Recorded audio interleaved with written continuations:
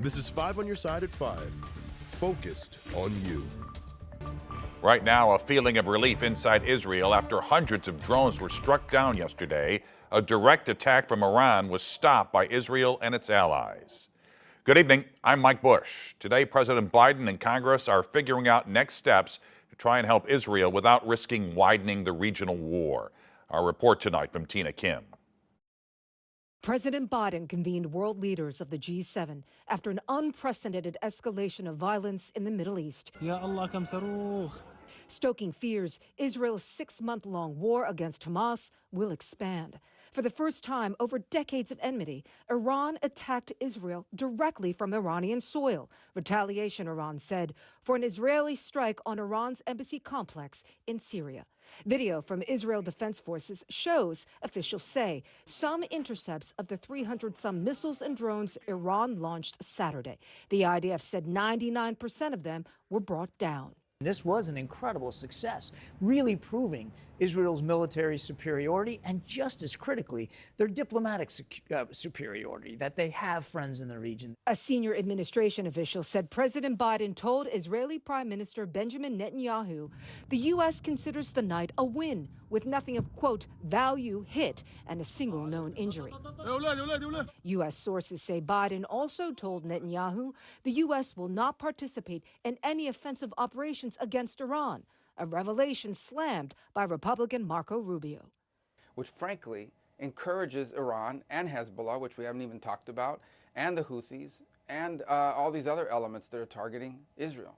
Israel's war cabinet minister said the nation will, quote, exact a price from Iran in a way and time that suits us. In the meantime, both party leaders in the U.S. Senate are urging the passage of a bipartisan national security aid package that includes Israel funding. I'm Tina Kim reporting.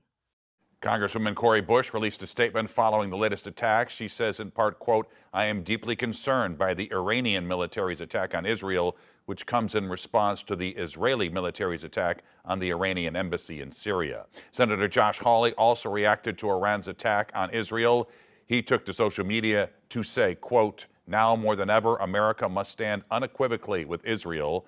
The bipartisan aid package that passed in the Senate is still stalled in the House. To stay up to date on the latest news on the war in Israel, just text the word Israel to 314-425-5355.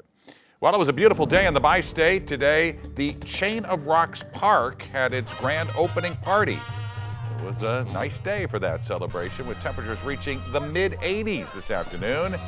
Weather First meteorologist Gary Frank is here to tell us if we broke any records. Yeah, pretty close. It was almost our first 90-degree day of the year, just shy with 89 degrees. So just about as we approach those records over the last couple of days, give or take a degree or two, depending on where you are, it was close to 90 degrees. In fact, your car probably said 90, mine did, but still warm outside. We've dropped a little bit since our high of 89 degrees.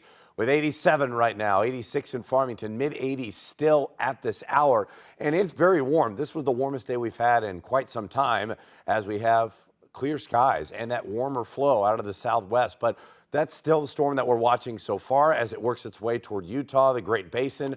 It's moving slowly, but that's the one that's headed our way for Tuesday. That's our severe weather threat. But as we continue to look at our wind, it's out of the southwest. It's a warming direction. We remain pretty warm throughout the rest of the evening as we struggle to get below the low 60s tonight.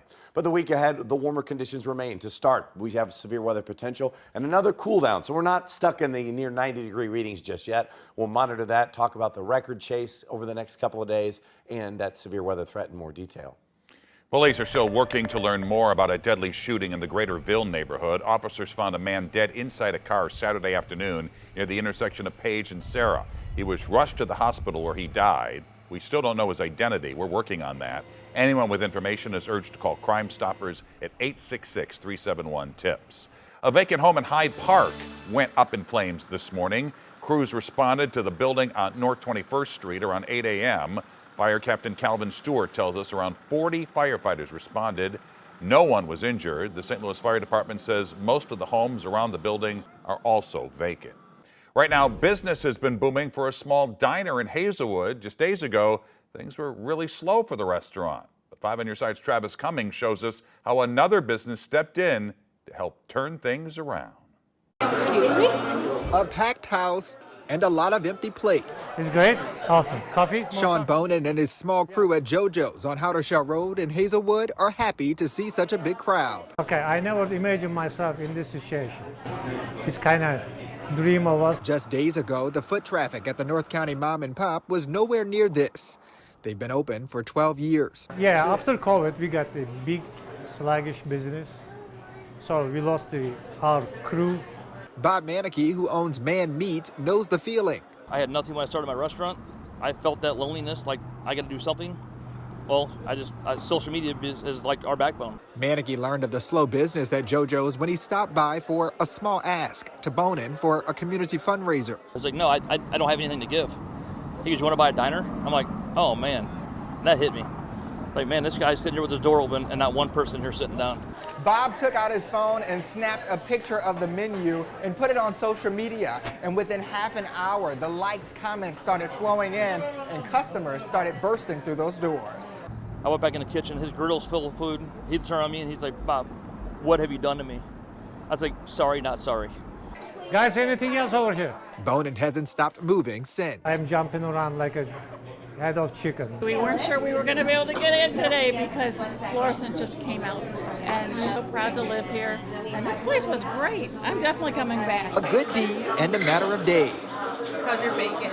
This small business is doing better. And to see it all come to life in such a short time, it's overwhelming to him, but he'll adapt. You have to have a good heart to help to someone else without any extra something. Travis Cummings, 5 on Your Side. JoJo's is looking to bring on some staff to help with the influx and hopes people will keep coming. Right now, they're open from 7:30 a.m. to 2 p.m. every day of the week.